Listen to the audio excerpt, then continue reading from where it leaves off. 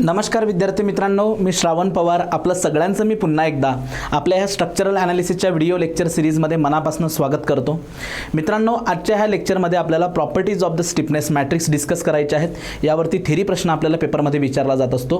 त्यासोबतच stiffness matrix कसा form केला जातो, एखादं स्ट्रक्चर जेव्हा आपल्याला दिलं जाईल, कॅन्टिलिव्हर बीम असेल किंवा सिम्पली सपोर्टेड बीम असेल, तर त्या बीमचा वापर करून आपण स्टिफनेस मॅट्रिक्स जो आहे तो जनरेट कसा करायचा याबद्दल आपण ह्या लेक्चरमध्ये डिस्कशन करणार आहोत. बट हे सुरू करण्याच्या अगोदर प्रिव्हियसली ज्या गोष्टी आपण बघितल्यात ना, त्याला शॉर्टमध्ये आपण रिव्हिजन देऊयात.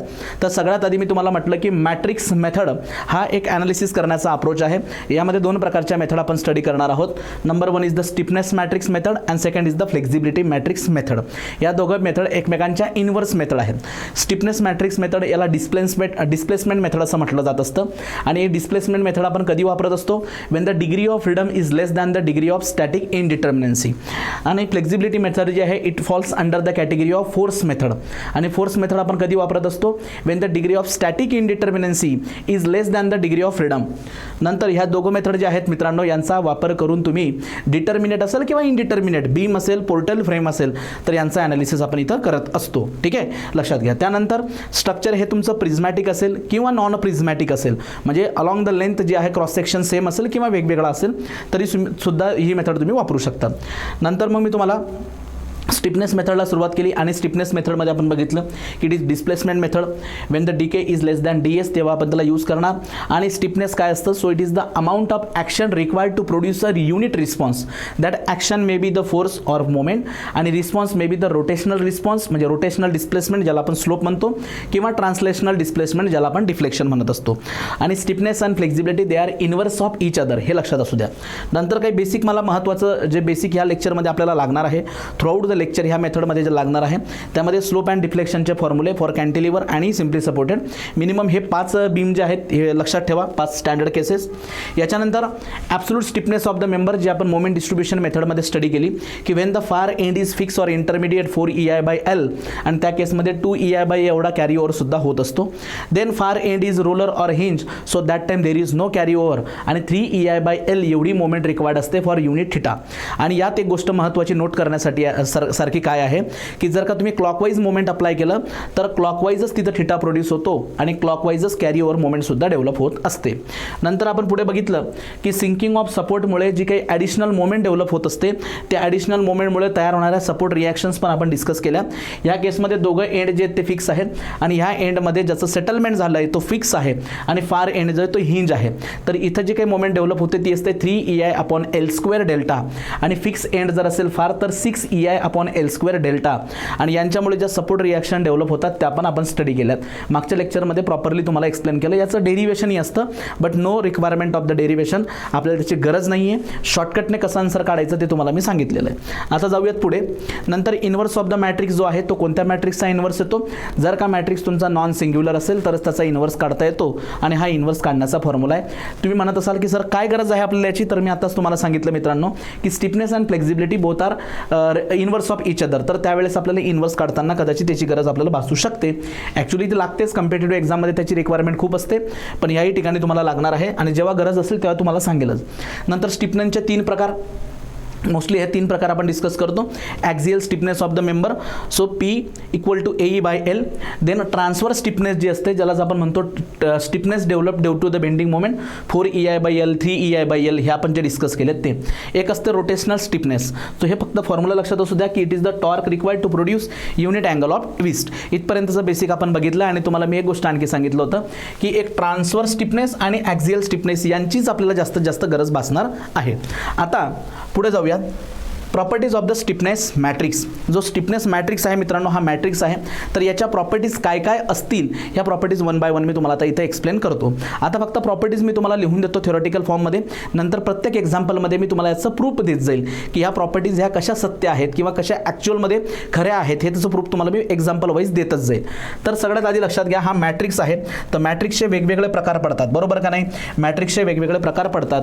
तर हा जो काही मॅट्रिक्स असतो stiffness matrix as well as flexibility flexibility matrix, same property दोघांच्या आहेत. तर स्टिफनेस मॅट्रिक्स आणि फ्लेक्झिबिलिटी मॅट्रिक्स हे दोघंचे दोघं स्क्वेअर मॅट्रिक्स असतात. कोणते मॅट्रिक्स असतात? Always remember square matrix. Square matrix म्हणजे ज्या मॅट्रिक्समध्ये जेवढे रोज असतील तेवढेच कॉलम असतील. Number of row that is equal to the number of column. So flexibility matrix आणि स्टिफनेस मॅट्रिक्स हे दोघंच्या दोघं स्क्वेअर मॅट्रिक्स असतात. कोणते असतात? Square matrix. ठीक आहे. सो स्टिफनेस मॅट्रिक्स असं लिहितो directly me, they are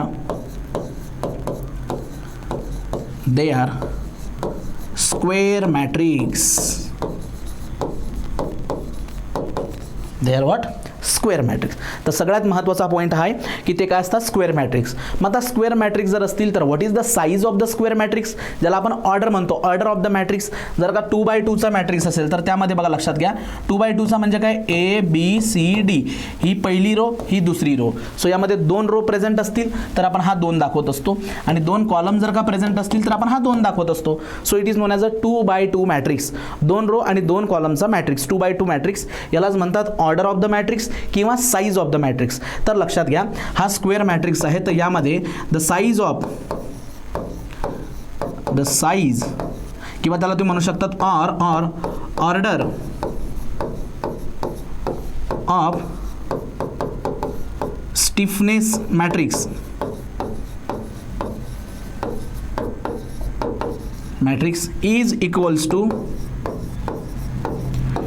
is equals to बोला. सो कोणत्या प्रकारची मेथड आहे ही मेथड आहे मित्रांनो डिस्प्लेसमेंट मेथड. तर या ठिकाणी जे साईज असते that is equal to the degree of freedom, degree of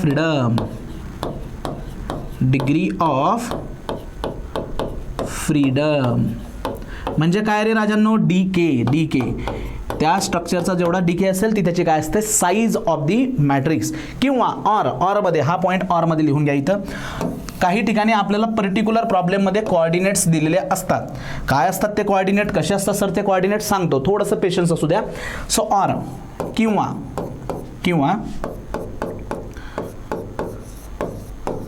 the size order, size म्हणू शकतात किंवा त्याला तुम्ही काय म्हणणार? Order of stiffness matrix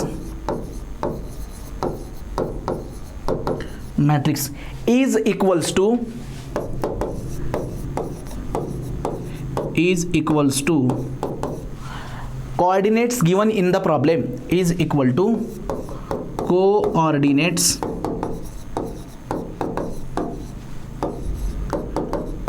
given in the problem. बऱ्याचदा प्रॉब्लेममध्ये तुम्हाला पर्टिक्युलर कोऑर्डिनेट दिलेले असतात, 1 2 3 असे नंबर मेन्शन केलेले असतात. तर जेवढे कोऑर्डिनेट असतील तेवढेच डायरेक्टली आपण साईज घ्यायची. ठीक आहे. हा पॉईंट तुम्हाला मी प्रॉब्लेमवरती एक्सप्लेन करेल, त्यामुळे काळजी करू नका. So is equal to the coordinates given in the problem. Okay. नंतर हा असतो कोणत्या प्रकारचा matrix? So it is square matrix. पुढे आता पुढची प्रॉपर्टी. या प्रॉपर्टी ज्या मी इथं डिस्कस करतो ना, it is also valid for, या सेम प्रॉपर्टी ज्या आहेत मित्रांनो, it is also valid for flexibility matrix. फक्त थोडासा चेंज असतो. काय चेंज असतो? तर बघा, पहिली प्रॉपर्टी तर सेम आहे की flexibility matrix is also a square matrix, पण सेकंड प्रॉपर्टी बदललेल. इथं काय की डिग्री ऑफ फ्रीडम ही त्याची साईज असते. तर त्या केसमध्ये काय असणार? Degree of static indeterminacy, DS size असणार. Because flexibility is the force method, तर त्याची साईज काय असणार त्या केसमध्ये? DS. ठीक आहे, लक्षात घ्या. पुढे नंबर 3. तर यामध्ये राजांनो पुढची प्रॉपर्टी, हा स्क्वेअर मॅट्रिक्स, पण स्क्वेअर मॅट्रिक्सचे आणखी 2 प्रकार पडतात. Number 1 is the symmetrical matrix and number 2 is the skew symmetrical matrix. तर हा मॅट्रिक्स नेहमी सिमेट्रिकल मॅट्रिक्स असतो. कोणत्या प्रकारचा? स्टिफनेस मॅट्रिक्स मेथडमध्ये स्टिफनेस मॅट्रिक्स आणि फ्लेक्झिबिलिटी मॅट्रिक्समध्ये असणारा flexibility matrix, both are symmetrical matrix. कोणत्या प्रकारच्या मॅट्रिक्स असतात? Symmetrical matrix. So they are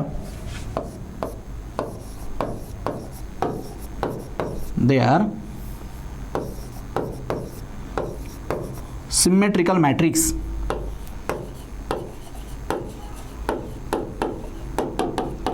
Symmetrical matrix. मग इथं प्रश्न पडतो की sir what is the symmetrical matrix? तर लक्षात घ्या, KIJ that is equal to the KJI असा डिनोट केलं जातं जनरली सिमेट्रिकल मॅट्रिक्स. याचा अर्थ काय होतो तुम्हाला सांगतो बघा, लक्षात घ्या. सपोज एक मॅट्रिक्स मी इथं घेतोय, a handsome girl having beautiful frock going for college. ठीक आहे, किंवा याला अशा पद्धतीने काही विद्यार्थी थोडंसं कॉमेडी करतात, a handsome girl having boyfriend going for college. ठीक आहे, अशा पद्धतीने काहीतरी करतात.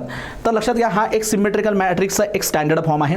यामध्ये तुम्ही बघू शकतात, याला आपण काय म्हणतो राजांनो, it is our main diagonal और प्रिन्सिपल डायगोनल.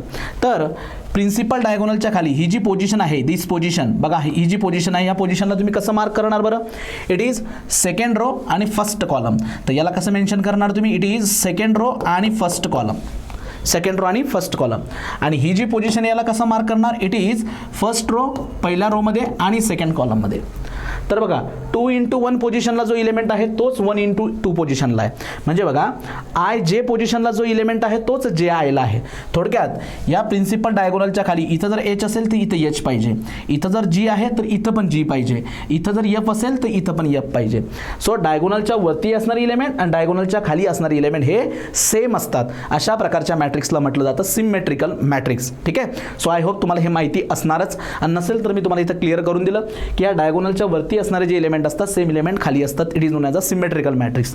तर स्टिफनेस मॅट्रिक्स आणि फ्लेक्झिबिलिटी मॅट्रिक्स हे दोघंच्या दोघं सिमेट्रिकल मॅट्रिक्स असतात. या पॉईंटचा वापर ऑब्जेक्टिव्ह प्रकारचे प्रश्न जे आहेत ना ते सॉल्व्ह करण्यासाठी खूप होतो, कारण 4 ऑप्शन खाली दिलेले असतात.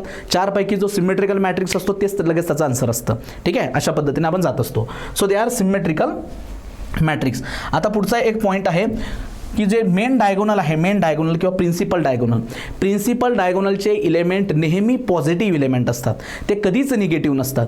नेहमी प्रिन्सिपल डायगोनलचे इलेमेंट कशी असतात? नेहमी पॉझिटिव्ह असतात. सो हा महत्त्वाचा पॉईंट पुढचा. So the elements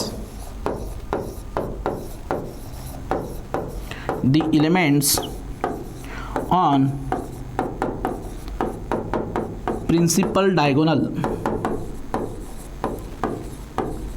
the elements on principal diagonal are always, ते नेहमी कसे असतात मित्रांनो? Positive, always positive, always positive. ठीक आहे, सो या प्रिन्सिपल डायगोनल वरती असणारे इलेमेंट हे नेहमी कसे असतात? पॉझिटिव्ह असतात, नेहमी पॉझिटिव्ह असतात. पुढचा point, it is denoted by, बघा आता याला कसं डिनोट केलं जातं? Stiffness matrix it is denoted by, याला असं डिनोट करतात बघा, K suffix I J is equal to, K I J is equal to. So बघा हा पहिला element, it is K11 first row first कॉलमचा, हा element K12 first row second column, K13 first row third column. ठीक आहे, suppose 3x3चा मी इथं बनवतोय. It is second row first column, second row second column, second row third column, हा third row first column, third row second column, third row third column. तर अशा पद्धतीने जनरली आपण जो आहे तो स्टिफनेस मॅट्रिक्स डिनोट करत असतो. बेसिकली हा 3x3चा मॅट्रिक्स मी इथं दाखवण्याचा प्रयत्न केला आहे. मग तसं तुम्ही 4x4चा, 2x2चा, 5x5चा एनी ऑर्डरचा दाखवू शकता. इथे मी 3x3चा दाखवला आहे. ठीक आहे, सो यामध्ये लक्षात घ्या, जो पहिला नंबर असतो तो पहिला नंबर डिनोट करत असतो नंबर ऑफ रो. तर आता याला वाचायचं कसं? तिसऱ्या रो मधला, तिसरी रो आहे आणि दुसरा कॉलम. जो सेकंड इलेमेंट असतो मित्रांनो तो काय डिनोट करतो? कॉलम. आणि जो पहिला असतो तो काय डिनोट करतो? रो. तर अशा पद्धतीने याला डिनोट करत असतात. आता याचा मिनिंग काय होत असतो त्याचं लक्षात घ्या. So what is the meaning of KIJ? Okay, याला रीड कसं करतात किंवा याचा मिनिंग काय होत असतो लक्षात घ्या. आय आणि जे असे हे 2 पॉईंट आहेत. सपोज काय म्हणतोय मी, लक्षात घ्या, I and J are the 2 points असतील किंवा 2 डायरेक्शन्स असतील किंवा 2 कोऑर्डिनेट्स असतील. त्याला कोऑर्डिनेट म्हणतात, कधी डायरेक्शन म्हणतात तर कधी पॉईंट्स म्हणतात. सपोज आय इज 1 डायरेक्शन और 1 कोऑर्डिनेट आणि जे जो आहे तो सेकंड कोऑर्डिनेट आहे. तर KIJचा मिनिंग काय होत असतो लक्षात घ्या. So KIJ means what? It is force required at I to produce unit displacement at J. काय म्हणतो मी लक्षात घ्या, it is force require at I, फोर्सची requirement at I to produce unit displacement at J. अशा पद्धतीला read करत असतात. So it is force required at at which point I point किंवा I coordinate. So force required at I, coordinate I किंवा direction I किंवा point I.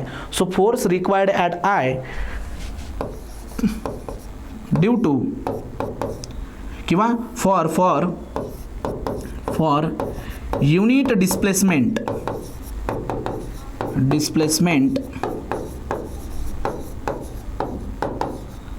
At J, असा याचा अर्थ होत असतो. म्हणजे आता रँडमली सपोज जर मी एखादा इलेमेंट इथून असा उचलला 3/4, तर याला तर वाचायचं कसं किंवा याचा अर्थ काय होत असतो.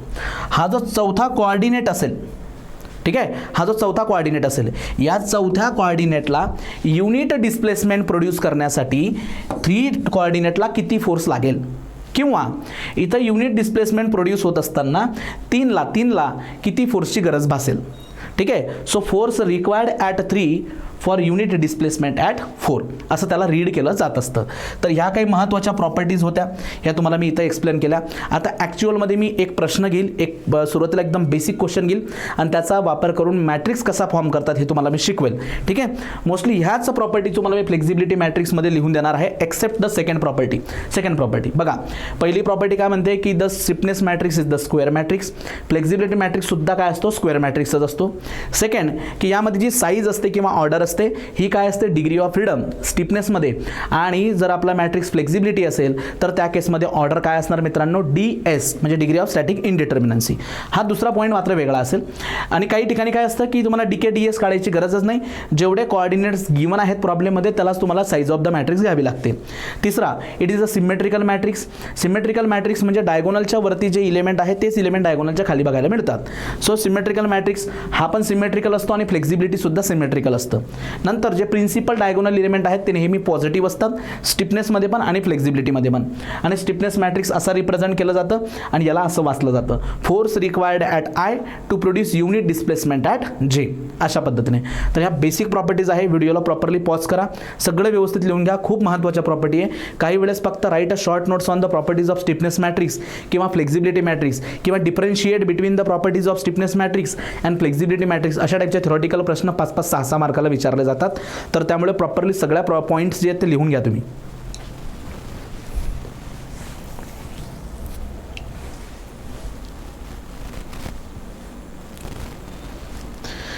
ओके. सो आय होप तुम्ही हे सगळं लिहून घेतलं असणार.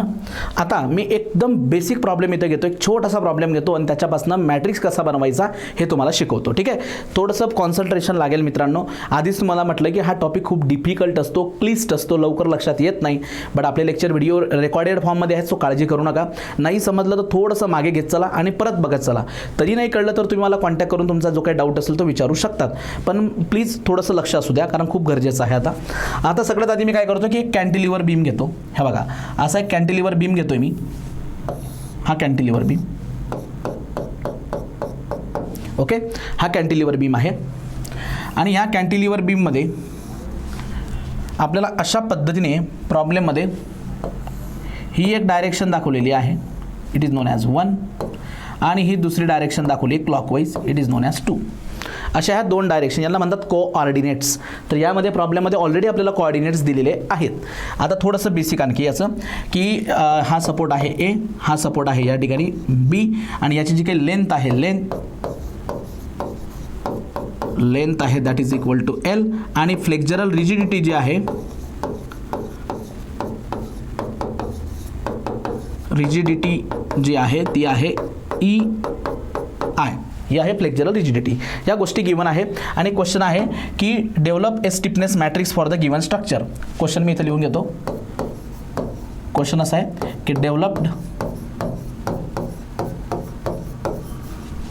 Stiffness matrix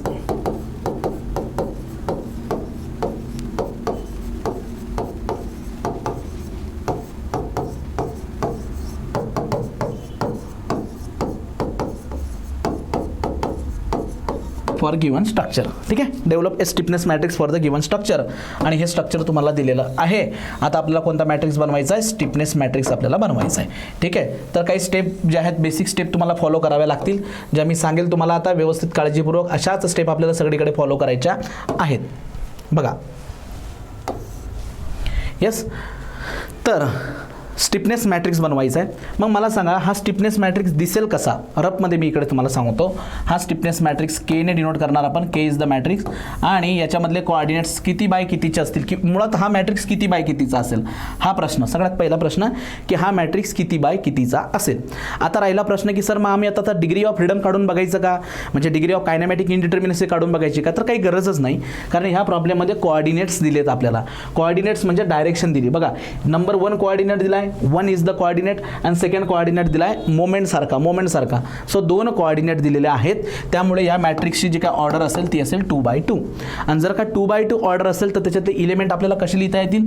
it is first column first row, sorry it is first row and second column, then second row आणि फर्स्ट कॉलम आणि सेकंड रो आणि सेकंड कॉलम, असे 4 इलिमेंट आपल्याला बनवायचे आहेत. ठीक आहे. सो आता 1 by 1 मी इथं लिहित जातो. Since 2 coordinates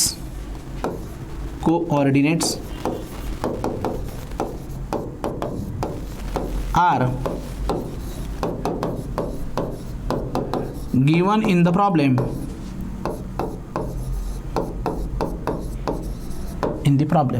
hence since 2 coordinates given in the problem, the size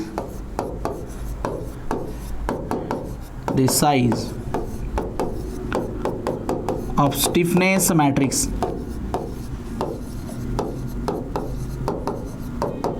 is 2x2. 2 coordinate दिले तो साईज काय असणार 2x2 ची. आणि देअरफॉर स्टिफनेस मॅट्रिक्स दिसायला असं दिसणार. It is K11, K12, K21 आणि K22. It is our stiffness matrix 2x2. याला म्हणतो मी इक्वेशन नंबर 1. असं बाजूला ठेवून द्या. ठीक आहे. चला आता आपल्याला शोधायचं आहे हा स्टिफनेस मॅट्रिक्स जो आहे तो आपल्याला बनवायचा आता. म्हणजे याच्यामध्ये असणारे जे कोऑर्डिनेट्स आहेत ना K11, K22, K21 आणि K22 हे सगळे आपल्याला शोधायचे. तर कसे शोधावे लागतात ते बघा. काय करायचं आपण एक्झॅक्टली कसं करायचं. तर मित्रांनो सगळ्यात आधी आपण पहिल्या कॉलमवरती काम करूया. पहिल्या कॉलमवरती काम का करायचं, कारण पहिल्या कॉलममध्ये एक गोष्ट सिमिलर आहे ती म्हणजे काय लक्षात घ्या 1 1 दॅट इज फर्स्ट कॉलम. याचा मिनिंग काय होत असतो रे. What is the meaning of this KIJ. याचा मिनिंग काय होत असतो की सर जे जॉईंटला युनिट डिस्प्लेसमेंट द्यायचं आहे कुणाला जेला. सो युनिट डिस्प्लेसमेंट ॲट जे, what is the force develop at I. जेला युनिट डिस्प्लेसमेंट दिल्यामुळे आयला किती फोर्स डेव्हलप होतोय, किंवा त्याला असंही रीड करू शकतात तुम्ही जेला युनिट डिस्प्लेसमेंट देण्यासाठी किती फोर्सची रिक्वायरमेंट आहे ॲट आय. समजते मी काय बोलतोय.